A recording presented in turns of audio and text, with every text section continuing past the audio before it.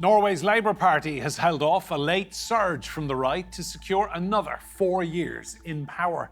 The Prime Minister, Jonas Gahr Store, said the results showed it was still possible for Social Democrats to win elections, despite right-wing parties being on the rise in Europe.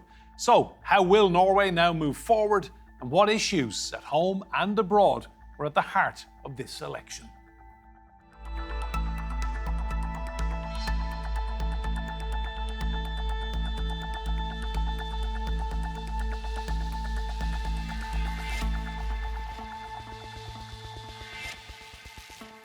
Hello and welcome to Roundtable. I'm Enda Brady. Now, it's being hailed as the comeback of the ages in Norwegian politics. A year ago, Labour looked to be on their way out. But the return of the former NATO boss, Jens Stoltenberg, as finance minister, gave the party a huge boost. It saw off a rise from Norway's so-called MAGA faction, its Progress Party, which made gains in a polarising election. Norway's Labour Prime Minister Jonas Gahr Store has managed to hold on to power, fending off a dramatic surge from the populist right. In times of crisis, the Social Democratic family and its supporters can govern safely. The voters have made that clear today, and today a signal is also being sent outside of Norway. Ex-NATO chief Jens Stoltenberg, now Norway's finance minister, who campaigned for the Labour Party's re-election, echoed Store's sentiment. I think if there is any lesson to be learned for the rest of Europe is that it is possible to win in a campaign where you have a strong populist right. Nearly 80% of Norway's 4 million voters came out to vote, the biggest turnout in years. The Labour Party secured 28% of the votes and 89 seats. The Progress Party made the biggest gains with 24% of the votes, and together with the Conservative Party, 80 seats. Despite Labour's win, the ballot shows Norwegian politics is drifting further to the right, mirroring the rise of populist right-wing politics across Europe. The Progress Party, led by Sylvi Listhaug, leveraged anti-immigration sentiment, economic anxiety and scepticism towards green policies to drive its surge in support. We have to start spending our money differently. We have to run this country in a better way. And we need to have down our taxes because we see that some of the Norwegians that are really creating a lot of jobs are successful businessmen. They are moving to Switzerland, to Sweden, and this is not sustainable for Norway. Tackling the high cost of living and offering stable and experienced leadership was central to Labour's campaign. But with the populist Progress Party now with more seats in Parliament, can the Norwegian Labour Party deliver on its promises? Well, let's meet our guests. I'm delighted to say in Bergen in Norway we have Elisabeth Ivarsflaten. Elisabeth is Professor of Political Science at the Department of Government, and that's at the University of Bergen. In Trondheim in Norway, we have Espen Moe. Espen is Professor of Political Science at the Norwegian University of Science and Technology. And in Berlin, we have Edward Knudsen, researcher in international relations at the University of Oxford. And joining us from Milan, we have Gaurav Sharma. Gaurav is an energy market analyst. You're all very welcome to this roundtable. Elisabeth, to you first. So Labour win. It's a great day for them and your Prime Minister, Jonas Gahr Store. But how much of this victory is down to Jens Stoltenberg coming back to Norwegian politics? I think I would say quite a bit. So I would maybe calling him a necessary but not sufficient cause. So what we got to remember is that Norway, or nobody in Norway thought that the government stood any chance of being re-elected in December of last year. Really, we were discussing whether Jonas Gahr Store would be the leader of the Labour Party going into the election. So it looked like they were in a really bad place. And so all of this changes in January when the first thing that happens is that Jonas Gahr Store ousts the Centre Party, or basically they decide to exit the government over a disagreement about the implementation of an EU directive relating to energy and electricity. And so from there on, there was just this incredible bounce. And that, of course, that departure of the Agrarian Centre Party from the government coalition is what opened up a space for new ministers to come in. And then, in quite a big surprise to many people, Jens Stoltenberg joined the government and became immediately incredibly popular. Also in the background, of course, the US is getting a new president. President Donald Trump, which destabilizes the world order, as we know. And so that also played in the background and also made Jens Stoltenberg sort of the man of the moment in Norway, I think. Espen, to you, were you surprised to see the right-wing party Progress getting 24% of the vote almost? So the answer is partly the same as what Elisabeth gave us, right? That a year and a half ago, no one would have seen this happening. A year and a half ago, it was the Conservative Party that would have gotten 25% of the vote. And Erna Solberg would have become the next prime minister and the most successful Conservative prime minister of, well, the past 100 years. But I think what we also see is that Norway has been part of the same trends and developments as the rest of the Western world, where we have an anti-globalization movement, national control type movement. And we see this in Norway, both on the right with the Progress Party and with the left with the party Red. And we see it in the Senate Party, which left the government, as Elisabeth talked about. So once all those things started coming together, it became ever more obvious that the Labour Party was still the main establishment party in Norway, and the Conservatives fell by the wayside, and the Progress Party constituted the only real big, say, territorial cleavage type party. So the way things have gone, it's become ever more clear that they would succeed dramatically at this election at the expense of the Conservative Party. Thanks, Espen. Edward, to you, Progress seemed to be very popular with young Norwegian men. I read a phrase in one of the news reports, the MAGAification of Norwegian politics, making out that this is, making Norway great again, if you like to steal President Trump's line. What is it about this right-wing party Progress that would attract young Norwegian male voters? Yeah, so I think there's a few things going on there. I mean, one, I guess I would take issue a little bit with the MAGA characterization, in terms of trying to say that every kind of right-wing populist movement around the world is somehow derivative of Trump. This party, of course, has its roots going back to the 1970s and really started out much more as like an economic libertarian party. And you still see a lot of those roots today. But of course, they've adopted some of these more kind of general cultural backlash, reactionary type politics with the social issues, gender, immigration, et cetera.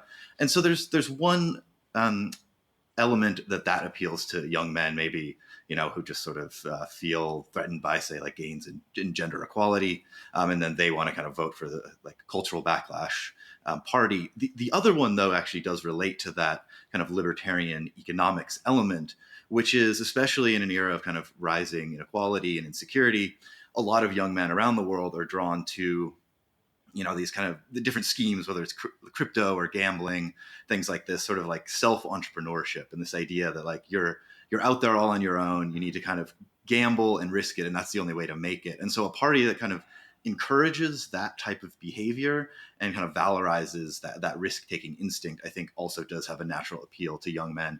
And that's where there is certainly a parallel with the US in terms of Trump's support for crypto and young men kind of clinging onto that. Thanks, Edward.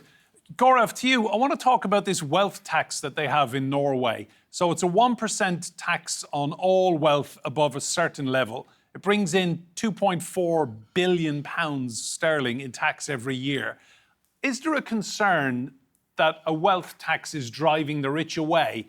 I noticed that the fourth richest Norwegian person, Kjell Inge Reke, has bailed out to Switzerland. Do you think these kind of wealth taxes are driving people away? Oh, most certainly so. It's not just that, it's also being borne out in some of the anecdotal and empirical evidence that we have from the wider market. Now, if you look at Norway as itself, the energy has driven a lot of this wealth. So has technology, so has new ventures. Now, some of these billionaires are self-made. Now, when this policy was initially instituted, there was a lot of criticism. It has been progressively neutered, if I may say so, not completely, but has been progressively neutered. But the drain of wealth continues. Now, it's not just one billionaire. You have somewhere in the region of 25% of Norway's, let's say, ultra high net worth individuals saying this was wrong. And quite a few of them have camped off to Switzerland, to Italy, to various other places. So whether it was the center right or the center left who seem to have prevailed, this issue needs to be addressed. And if I may say so, it's also gone beyond Norway's borders. It has spilled out into some of the political discourse the rest of Europe is having about wealth taxes, especially the UK. Thank you, Gaurav. Elisabeth, to you, away from the super rich, what do you think were the key issues for your average Norwegian family in this election? I think this still was an election fought very much on cost of living and pocketbook type of issues. So there's been we've seen a spike in interest rates in Norway, similar to everywhere else, and in Norway it hasn't started coming down until very recently, and so. People really, a lot of ordinary people have quite high mortgages on for their houses, and also the cost of groceries and food, like everywhere else, has grown a lot. And so we've seen in the data that we collect here from the University of Bergen and the Norwegian Citizen Panel, we've seen that the satisfaction with the national economy that's typically very high in Norway really have had quite a bit of a dip, and the unpopularity of the government was very strongly related to that. It started coming back up, coinciding with the return of Jens Stoltenberg to government. But and it's not only because he came back, but that was the time when the central bank started very slowly to bring down interest rates. And so we have seen those dissatisfaction numbers recover a little bit, but they weren't quite back to the levels that we've seen in the past in Norway. So there was more dissatisfaction with the economy going into this election than what we'd seen previously. And that was one of the big things that I wanted to follow in the election that made this election result unpredictable from my point of view, that we just simply didn't know how much that dissatisfaction would play into the election. But we've had an election campaign fought very much along a traditional economic left-right type axis.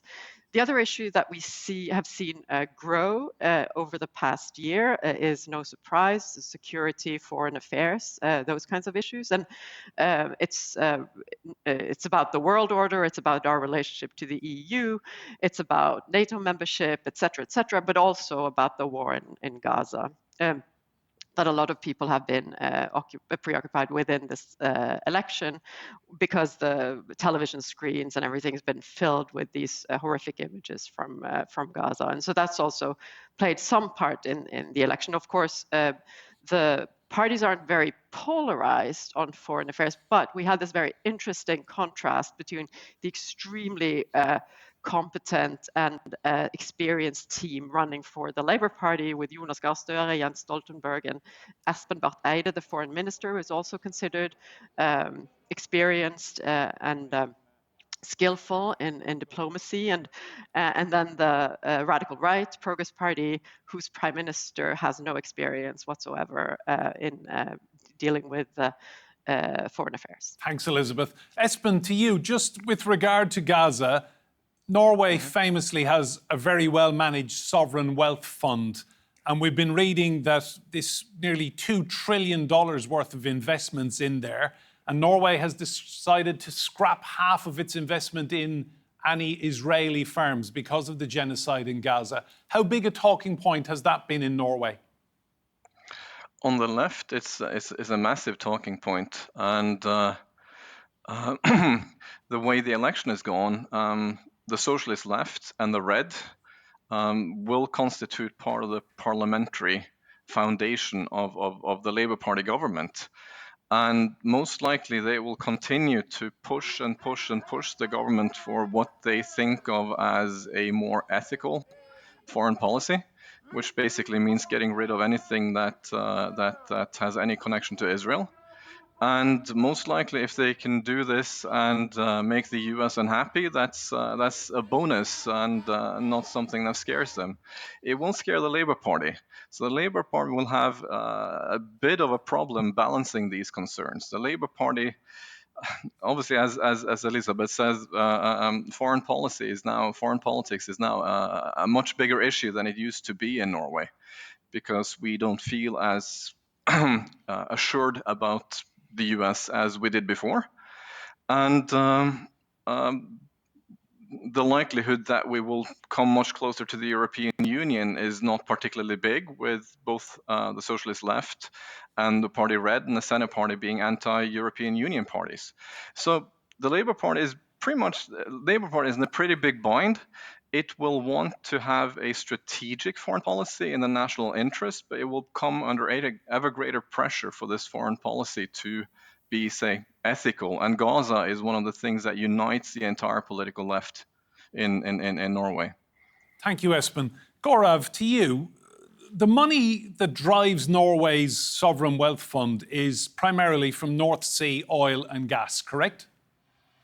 So the UK shares North Sea oil and gas, but does not have a sovereign wealth fund as a result of it. How has the UK managed to just miss such a golden opportunity here? I think this dates back a good few decades. The British decided not to create one, but rather to take the proceeds of the North Sea through general taxation. Now, what happens is that if you go down that pathway, you will always, or any government, if I may say so, would find reasons to spend that, not to save that. So there's an investment paradigm here. Now, as for Norway's sovereign fund itself, there are certain differences here, certain nuances here. Up until now, the sovereign fund was not being used to make any kind of political statement. It was used purely to invest and to get the investor returns. Now we see a brave new world whereby which they're making certain decisions based purely on politics, whether it's a boycott or 50% reduction in Israeli firms, or it's investing purely in clean tech. If you look at it this way, then it might be a moral ground or a moral case to make that, but it won't necessarily generate the best returns for a fund that stands at $2 trillion. Now, the other side of the coin is, you mentioned that the British never created a sovereign fund, the Norwegians just did. They can also piggyback off their strength and basically make Oslo the best place to own an electric vehicle around Europe, unquestionably so. The British can't afford to do that. They're going down the climate tech pathway, the low net zero pathway. They're curtailing oil and gas exploration for the same continental shelf that they share with the Norwegians. Yet at the same time, the Norwegians export somewhere in the region of $30 billion worth of natural gas. Now, how's that for a thought? Thank you, Gaurav. Thank you very much. Edward, to you, President Trump's name has been mentioned. Can Norway still rely on the United States, or are they really going to have to lean into Stoltenberg's relationship there? You know, he was previously known as the Trump whisperer. Can they rely on this American administration? I think Norway's in a relatively enviable position here. I mean, you know, obviously the wealth of natural resources is one thing that kind of insulates them economically, but it's also, I think, become kind of increasingly well known, the significance of like the Arctic region geopolitically, and so I think Norway can kind of make the argument, you know, we share a border with Russia. We're a great place. Like you basically, you want us to be your friend if you're worried about Russia because of their strategic positioning in a way that, say, I don't know, the Netherlands would have a harder time making that argument. And so there's an actual kind of, you know, material strategic logic to why I think they'll be okay. But also, you know, those kind of personal connections. Yeah, maybe those can help with the actual personality of Stoltenberg himself. Thank you, Edward. Elisabeth, what can Norwegian people, then the public, look forward to under 4 more years of Jonas Gahr Store? Well, in a way, it will be exactly the same government that we've had in the past 6 months. So on a very superficial level, the result of the election is no change. And the expectation is that there will be a minority government consisting only of the Labour Party, and that Jens Stoltenberg will continue as finance minister, that Jonas Gahr Store will continue as prime minister, and that many of maybe he won't make any changes to his ministerial portfolios the way it is right now. But what has changed a lot is the composition of parliament, and we really they are now quite a weak government in the sense that in order to get a majority for the budget, they will need collaboration with 4 other parties, 2 to the left of them. If you don't consider the Greens to the left of them, they're sort of on a different axis, but then the Greens and then the agrarians. Thanks, Elisabeth. I just but want to there get are back also to many other Espen. issues. Thanks, Elisabeth. Espen, to you, you mentioned the European Union earlier on. Any prospect of Norway ever joining, or are you just very happy being part of the European Economic Area and that's that? Well, the short and tabloid answer is we will not join. Absolutely not. And the reason for this is that the 2 main parties in favor of joining, or would be in favor of joining, the Labour Party and the Conservative Party, are becoming weaker and weaker. And the parties that basically want to focus on national control over the national economy, over natural resources, etc., Progress Party, Red, Senate Party, are becoming ever stronger, and they are an inherent part of any governmental foundation. So the Labour Party will need support from the Red Party, from the Socialist Left, and from the Senate Party. They're all anti-European Union. The Conservatives would have had to gain support, or would have had to get support from the Progress Party, which was also skeptical towards the European Union. So I think the best that we can hope for in terms of integration is that if you want more integration, the Labour Party will seek support from the Conservative Party. So most European Union directives will probably be integrated into the Norwegian economy. But as far as membership goes, is not going to happen. We're going to maintain the treaty that we have with the European Union. Thanks, Espen. Edward, just a couple of final points to you. Do you think the Progress Party will look at this election and think 24%, we've given ourselves a platform to take power in 4 years' time? I'm sure that they will think that. However, obviously parties want to be enthusiastic, but I think there's reasons to think that Norway could be a bit different than other European and even other Nordic countries in terms of the rise of the far right. Of course, in Finland and Sweden, you have the actual far right governing, and in Denmark, it's sort of different with the Social Democrats still being in charge, but having essentially cribbed like all of the far right's immigration policies in order to stay in power. Norway, there are these kind of troubling signs, but it looks like it's relatively insulated.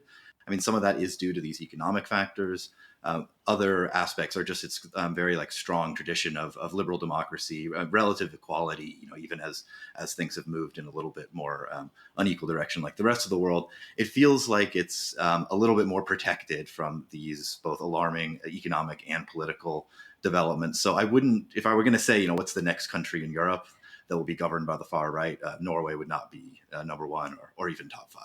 Thanks, Edward. Gaurav, when we look at Norway and the success of the economy, the lifestyle that people have, and we contrast that with chaos at the heart of the French government, confusion at the heart of the UK government, Germany flatlining along, all the big beasts traditionally of European economics, I think a lot of leaders would love to be leading a country like Norway, wouldn't they? Oh, absolutely. I'm at the world's largest natural gas event, and the talk of this town is that Norwegian hydrocarbon production has been at its highest since 2011. And the results are tangible, not just in terms of how beneficial it is to the Norwegian voter, how price positive it is for the Norwegian consumer, if I say.